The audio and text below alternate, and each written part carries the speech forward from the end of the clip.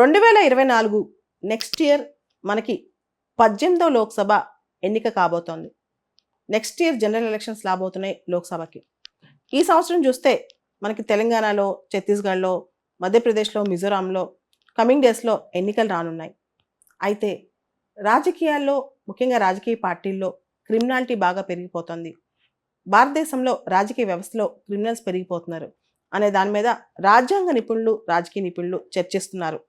రోజు రోజుకి క్రిమినల్స్ యొక్క పాత్ర రాజకీయాల్లో పెరిగిపోతుంది. అదేవిధంగా రాజకీయాలు డబ్బుతో బాగా ముడిపడి ఉన్నాయి, డబ్బు లేనిదే రాజకీయాలు లేదనే మాట కూడా వస్తుంది. ముఖ్యంగా ఈ చర్చ ఈరోజు హిందూ పేపర్లో citizen action for clean politicians and cleaner politics అనే ఆర్టికల్ వచ్చింది. అంటే పొలిటీషియన్స్ ఎంత పరిశుద్ధంగా ఉండాలి, రాజకీయాలు ఎంత ప్యూర్గా ఉండాలనే దాని మీద చాలా చర్చించారు. ఈ రోజున ఈ పేపర్లో రాసిన ఫ్యాక్ట్స్ చూస్తే మనకి ఒక రకమైన షాక్ తగులుతుంది అనమాట. సో కొన్ని డీటెయిల్స్ చూద్దాం. భారతదేశంలో మొత్తం స్టేట్ లెజిస్లేటివ్ అసెంబ్లీస్ ఎమ్మెల్యేస్ 4001 మంది డేటా తీసుకుంటే 4001, దానిలో 1777 మంది పైన క్రిమినల్ ఛార్జెస్ ఉన్నాయి. అంటే దాదాపు 44%, 44% భారతదేశంలో ఉన్న అసెంబ్లీ ఎమ్మెల్యేస్, దేశంలో అనేక రాష్ట్రాల్లో ఉన్న అసెంబ్లీ ఎమ్మెల్యేస్ మీద క్రిమినల్ ఛార్జెస్ ఉన్నాయి. అదేవిధంగా మనం చూస్తే కనుక భారతదేశంలో ప్రస్తుతం ఉన్న ప్రజెంట్ లోక్సభ అంటే 17వ లోక్సభలో 43% పైన క్రిమినల్ ఛార్జెస్ ఉన్నాయి. అదేవిధంగా మనం చూస్తే కనుక భారతదేశంలో క్రిమినల్ ఛార్జెస్ లోక్సభ ఎంపీస్ చూస్తే కరెక్ట్గా 20 ఏళ్ల క్రితం 2004 లోక్సభలో చూస్తే కనుక కేవలం 22% లోక్సభ ఎంపీస్ మీదే క్రిమినల్ ఛార్జెస్ ఉన్నాయి. కానీ ఇప్పుడు దాదాపు అది డబుల్ అయ్యాయి, 43% అయ్యాయి అనమాట. అలానే ప్రస్తుతం ఉన్న రాజ్యసభలో చూస్తే దాదాపు 25% మంది పైన క్రిమినల్ ఛార్జెస్ ఉన్నాయి. అసలు క్రిమినల్ ఛార్జెస్ ఉండటం రాజకీయాల్లో ఒక క్వాలిఫికేషన్ అయిపోయిందా? ఎమ్మెల్యే టికెట్కి, ఎంపీ టికెట్కి అది ఆవశ్యకతగా మారిందా? దాదాపు సగం మంది రాజకీయ నేతలపైన ఏదో ఒక ఛార్జ్ షీట్లు ఫైల్ అయి ఉంటాం. అయితే కొంతమంది అంటారు ఇవన్నీ మనం లెక్క పెట్టాల్సిన అవసరం లేదు, ఎందుకంటే చాలా వరకు ఇవి పొలిటికలీ మోటివేటెడ్ ఉంటాయి. రాజ్యాంగపరమైన, రాజకీయపరమైన కక్షలు చాలా ఉంటాయి అన్నమాట. ఎవరైతే పెద్ద పెద్ద పోస్టులు చేస్తున్నారో, ఎమ్మెల్యేలు, ఎంపీ ఇట్లాంటి పోస్టులు చేస్తున్నారో వీళ్ళపైన రాజకీయంగా చాలా గొడవలు అవుతుంటాయి కాబట్టి అలాంటి ఉంటాయి. అయితే చాలా సీరియస్ అఫెన్సెస్ వీళ్ళపైన ఉన్నాయి. సీరియస్ అఫెన్సెస్ అంటే భయంకరమైన మర్డర్ కేసులు, రేప్ కేసులే చాలా ఎక్కువ ఉన్నాయి అనమాట. మనం డీప్గా కనుక ఒకసారి పరిశీలిస్తే, ఎందుకంటే సుప్రీంకోర్టు ఒక మాట చెప్పింది, ఎవరైతే అభ్యర్థులు నామినేషన్ ఫైల్ చేస్తున్నారో వాళ్ళు సెల్ఫ్ అఫిడవిట్ ఫైల్ చేయాలి. వాళ్ళపైన ఏ ఏ సెక్షన్ల పైన క్రిమినల్ ఛార్జెస్ ఉన్నాయో ఆ సెక్షన్లన్నీ కూడా పేర్కోవాలని చెప్పి, అదేవిధంగా ఆస్తుల విషయాలు కూడా పేర్కోవాలని చెప్పింది అనమాట. దాంతో రెగ్యులర్గా క్యాండిడేట్స్ అఫిడవిట్స్ ఫైల్ చేస్తున్నారనమాట. దాన్ని ఏడిఆర్ అనే సంస్థ, అసోసియేషన్ ఫర్ డెమోక్రటిక్ రిఫార్మ్స్ అనే ఎన్జిఓ రెగ్యులర్గా మనకి అందిస్తూ ఉంటుంది. దాంతోపాటు ఎలక్షన్ కమిషన్ ఆఫ్ ఇండియా కూడా myneeta.com అనే వెబ్సైట్లో మనకి వీళ్ళకి సంబంధించిన డేటా, మన ఎమ్మెల్యే, ఎంపీ ఎవరి పేరు దానిలో టైప్ చేసినా myneeta.comకి వెళ్ళి చూస్తే మనకు అర్థమైపోద్ది అనమాట. వాళ్ళ అడ్రస్లు ఏంటి, వాళ్ళపైన ఎన్ని కార్లు ఉన్నాయి, వాళ్ళకి ఎన్ని ఆస్తులు ఉన్నాయి, వాళ్ళకి ఏ సెక్షన్ మీద క్రిమినల్ కేసులు ఉన్నాయి, ఐపీసీలో ఇవన్నీ ఆ కేసు ఏ స్థాయిలో ఉంది, ఇవన్నీ కూడా మనకు తెలిసిపోతుంటాయి అనమాట. సో అలాంటి డేటా ఒకసారి డిగ్ చేసి చూస్తేనంట మనకు గమనిస్తే మొత్తం 4001 ఎమ్మెల్యేస్లో భారతదేశంలో దాదాపు 1136 మంది మీద 5 సంవత్సరాల కంటే పైన శిక్ష పడగల క్రిమినల్ ఛార్జెస్ ఉన్నాయంట. కఠినమైన క్రిమినల్ ఛార్జెస్, మర్డర్ కేసులు, రేప్ కేసులు, అటెంప్ట్ మర్డర్ కేసులు అలాంటివి. దాంతోపాటు దాదాపు 181 మంది మీద మర్డర్ కేసులు ఉన్నాయంట.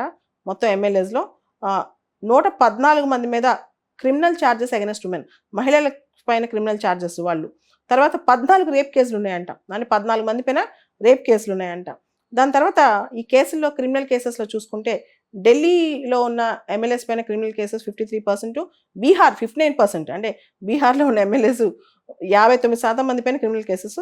తర్వాత మనం చూస్తే మహారాష్ట్ర, జార్ఖండ్, తెలంగాణ ఈ 3 రాష్ట్రాలు 39%. ఇక్కడున్న ఎమ్మెల్యేస్లో 39% మందికి, ఒక మహారాష్ట్ర, జార్ఖండ్, తెలంగాణ ఈచ్ లెజిస్లేటివ్ అసెంబ్లీలో 39% క్రిమినల్ కేసులు ఉన్నాయంట. యూపీ 38% అంటే 38%. అయితే ఏ పొలిటికల్ పార్టీ కూడా పూర్తిగా స్వచ్ఛంగా, పరిశుభ్రంగా లేదు. అన్ని పొలిటికల్ పార్టీస్ దీనిలో సమానమైన భాగస్వామ్యం తీసుకున్నాయి.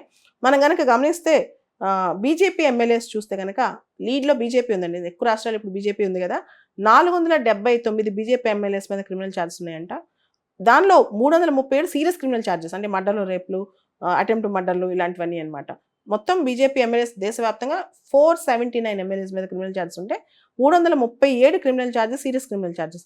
అదేవిధంగా బీజేపీ తర్వాత కాంగ్రెస్ పార్టీ చూసుకుంటే కనుక 334 మంది ఎమ్మెల్యేస్ మీద క్రిమినల్ ఛార్జెస్ ఉన్నాయి. దానిలో 194 సీరియస్ క్రిమినల్ ఛార్జెస్ అంట. అంటే దేశవ్యాప్తంగా లీడ్లో బీజేపీ ఉంది క్రిమినల్ ఛార్జెస్లో, రాజకీయాల్లో. నెక్స్ట్ కాంగ్రెస్ ఉంది క్రిమినల్ ఛార్జెస్లో ఉంది. కాంగ్రెస్ ఇప్పుడు డౌన్ అవుతున్నారు, క్రిమినల్ ఛార్జెస్లో మాత్రం కాంగ్రెస్ కూడా బాగానే ఉంది. ఆ తర్వాత మనం చూస్తే డిఎంకే పార్టీ, తమిళనాడులో డిఎంకే పార్టీ, వెస్ట్ బెంగాల్లో తృణమూల్ కాంగ్రెస్. చూసారు తృణమూల్ కాంగ్రెస్లో అక్కడ జనాన్ని బతకనివ్వరు, అక్కడ జనాన్ని ఓటేనివ్వరు, అక్కడ ఎన్నికలు సరిగ్గా జరగనివ్వరు, ఎవరన్నా ఏమన్నా సరే వాళ్ళపైన అటాక్లు, మర్డర్లు. సో డిఎంకే తర్వాత తృణమూల్ కాంగ్రెస్, ఆమ్ ఆద్మీ పార్టీ, వైఎస్ఆర్సీపీ, సమాజ్వాదీ పార్టీ, రాష్ట్రీయ జనతాదళ్ ఆర్జేడీ మీద కూడా చాలా ఉన్నాయి. తర్వాత భారతీయ రాష్ట్ర సమితి అంటే టిఆర్ఎస్, తర్వాత communist party, Marxist, BJP Janata Dal వీళ్ళ ఎమ్మెల్యేస్ మీద కూడా చాలానే కేసులు ఉన్నాయంట. ఓవరాల్ చూస్తుంటే ఏ పొలిటికల్ పార్టీ క్రిమినల్ ఛార్జెస్లో మా ఎమ్మెల్యేస్ మేమేమి తక్కువ కాదన్నట్టు ముందుకెళ్తూనే ఉన్నారు. సో 2019లో మొన్న ఎలక్ట్ అయిన లోక్సభ చూసుకుంటే ఈసారి లోక్సభలో బీజేపీ ఎంపీస్లో ఎంతమంది మీద క్రిమినల్ కేసులు ఉన్నాయి? 116 ఎంపీస్ మీద, 116 ఎంపీస్ మీద క్రిమినల్ ఛార్జెస్ ఉన్నాయి మొన్న బీజేపీ. తర్వాత కాంగ్రెస్లో 29 మంది ఎంపీస్ మీద ఉన్నాయి, డిఎంకే 10 మంది ఎంపీస్ మీద ఉన్నాయి, తృణమూల్ కాంగ్రెస్ 9 మంది ఎంపీస్ మీద ఉన్నాయి, జనతాదళ్ యునైటెడ్ 13 మంది ఎంపీస్ మీద ఉన్నాయి. సో ఇవన్నీ ఉన్నాయన్నమాట. ఇవన్నీ చూస్తే కనుక ఇంత దారుణంగా స్థితిగతులు ఉన్నాయా అనేది. ఇవన్నీ పక్కన పెట్టే నెట్వర్త్ అండ్ ఎలక్షన్ స్పెండింగ్, అంటే ఒక్కొక్క క్యాండిడేట్ ఎంత ఆస్తులు ఉన్నాయి, వాళ్ళ నెట్వర్త్ ఎంత, ఎలక్షన్స్లో ఎంత ఖర్చు పెడుతున్నారు చూస్తే మనం ఫస్ట్ మొత్తం ఇండియాలో అందరు ఎమ్మెల్యేస్ చూస్తే కేవలం దానిలో 9% మాత్రమే మహిళలు ఉన్నారు ఎమ్మెల్యేస్. అండ్ లోక్సభ ఎంపీస్ మనకు తెలుసు 14.2% మంది ఉన్నారు అంతే. అండ్ ఎమ్మెల్యేస్ కేవలం 9% ఉన్నారనమాట. అండ్ మొత్తం ఇండియాలో ఉన్న ఎమ్మెల్యేస్లో 66% గ్రాడ్యుయేట్స్ అంట. సో మొత్తం ఇండియాలో ఉన్న ఎమ్మెల్యేస్ యావరేజ్ అసెట్స్, సదరు ఆస్తులు యావరేజ్ చేస్తే 13.63 కోట్లు, 13.63 crores అనమాట. తర్వాత ఎప్పుడైనా క్యాండిడేట్ ఎవరు ఎక్కువ విన్నారంటే ఎక్కువ డబ్బులున్న వాళ్ళు ఎక్కువ విన్నారంట, తక్కువ డబ్బులున్న వాళ్ళు తక్కువ విన్నారు. అంటే ఎక్కువ విన్ అయిన వాళ్ళు రిచ్ పీపులే ఉన్నారంట. సో మనకున్న వెల్త్కి, మనకున్న విన్నబిలిటీకి చాలా సంబంధం ఉంది. అంటే గెలుపుకి మనకున్న సంపదకి సంబంధం అని చెప్పి డేటా చెప్తుందనమాట. దాదాపు భారతదేశంలో చూస్తే 75% మంది పౌరులు వాళ్ళ ఆస్తి, వాళ్ళ నెట్వర్త్ కేవలం 8 లక్షలు లేదా అంతకంటే తక్కువ అని ప్రకటిస్తుంటే సగటు ఎమ్మెల్యే ఆస్తి మాత్రం 13 కోట్లు భారతదేశంలో సగటును తీస్తే కనుక. అంటే సగటు భారతీయుల ఆస్తి 8-9 లక్షలు ఉంటే సగటు ఎమ్మెల్యే ఆస్తి మాత్రం 13.63 కోట్లు ఉందన్నమాట. సో దాంతోపాటు ఎలక్షన్ ఖర్చు, ఎలక్షన్ టైంలో చెయ్యని ప్రామిస్లు ఉండవు. లిక్కర్ ఇస్తారా, బట్టలు ఇస్తారా, మొబైల్స్ ఇస్తారా, ఇంట్లో వస్తువులు ఇస్తారా, కుకింగ్ సామాన్ ఇస్తారా, క్యాష్ ఇస్తారా, ఇవన్నీ పక్కన పెడితే మనము ఎమ్మెల్యేకి ఒక క్యాప్ ఉంది, ఎలక్షన్ కమిషన్ క్యాప్, 40 లక్షల వరకు ఖర్చు పెట్టుకోవచ్చు. ఎంపీకి చిన్న కాన్స్టిట్యున్సీస్లో 75 లక్షలు, పెద్ద కాన్స్టిట్యున్సీస్లో 95 లక్షల వరకు ఖర్చు పెట్టుకోవచ్చు. కానీ మీకు తెలుసు, అండ్ మీరందరూ ఆంధ్ర, తెలంగాణ అంతా చూశారు, నేను కూడా తమిళనాడు, కర్ణాటక, మహారాష్ట్ర, యూపీ చాలా వాటిలో ఎన్నికలు జరిగేటప్పుడు స్టడీ చేస్తుంటాం కదా, కొన్ని పదుల సంఖ్యలో కోట్లు, అంటే మినిమం 60-70 కోట్లు లేదే ఒక ఎమ్మెల్యే సీటు ఆంధ్ర కానీ తెలంగాణ కానీ జనరల్ కేటగిరీలో విన్ అయ్యే పరిస్థితి లేదనమాట. ఇటువంటి పరిస్థితిలో వీళ్ళు ఈ పబ్లిక్ మనీ అనేది ఎలక్షన్ టైంలో ఖర్చు పెడతారు. ఖర్చు పెట్టినప్పుడు ఊరుకుంటారా? మనీ మొత్తం ఎలక్షన్లో ఎంతైతే ఖర్చు పెట్టారో అవన్నీ ఎలా రికవర్ చేయాలి అనే దాని మీద పెద్ద పెద్ద కాంట్రాక్ట్లు, టెండర్లు, ప్రతి దానిలో మళ్ళీ కమిషన్లు తీసుకుంటారు. మళ్ళీ మనీ అంతా రికవర్ చేసి నెక్స్ట్ ఎలక్షన్కి రెడీ అవుతుంటారు అనమాట. సో అసలు ఇంతమంది క్రిమినల్స్కి ఎందుకు పొలిటికల్ పార్టీస్ టికెట్స్ ఇస్తున్నాయి? టికెట్ ఇచ్చేటప్పుడు నీకు క్రిమినల్ ఛార్జ్ ఉందా లేదా అని ఎందుకు చూడట్లేదు? అసలు పొలిటికల్ పార్టీ ఇష్టమైన ఎవరికి పడితే వాళ్ళకి టికెట్ ఇవ్వడం ఆ పార్టీ ఇష్టమే. ఎందుకంటే డెమోక్రసీలో ఒక పార్టీ తనకు అనిపించిన వ్యక్తి టికెట్ అవచ్చు. కానీ మీరు చూస్తే అమెరికాలో కానీ యూరోప్లో కానీ రకరకాల దేశాల్లో ఫస్ట్ రౌండ్లో ప్రైమరీస్ అని జరుగుతాయి.